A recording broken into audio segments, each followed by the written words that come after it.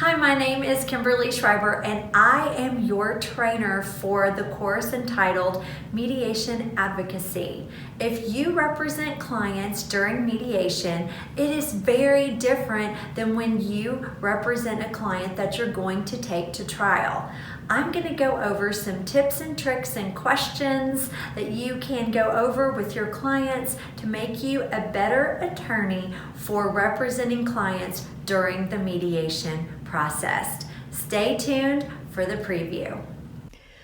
Welcome to Mediation Advocacy. Let's look at some characteristics of mediation advocacy.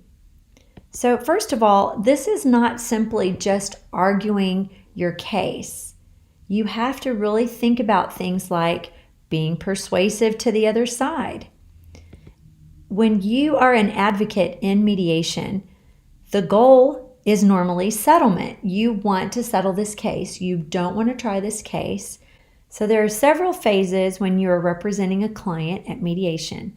The first phase is the pre-mediation phase. What do you do to prepare before you even go to mediation? The second phase that we're going to look at is opening statements. Should you do them? How should you prepare for them? How do you prepare your client for them? All of that. The next phase could be a joint session. So that's where all the parties and the mediator are all meeting together. The next phase could be a caucus session. Your mediator may or may not call for a caucus, and we'll talk about what caucus is, when it's appropriate, and how you as the attorney could call for a caucus and be prepared for that, and how to use that effectively. The next phase that you're going to look at could be cross caucus. Again, we'll look at the definition of cross caucus and how to use that effectively as an advocate in mediation. The next phase is the drafting phase. If you are coming to an agreement, how are you going to draft that agreement? Who's going to draft that agreement? All of those sorts of questions.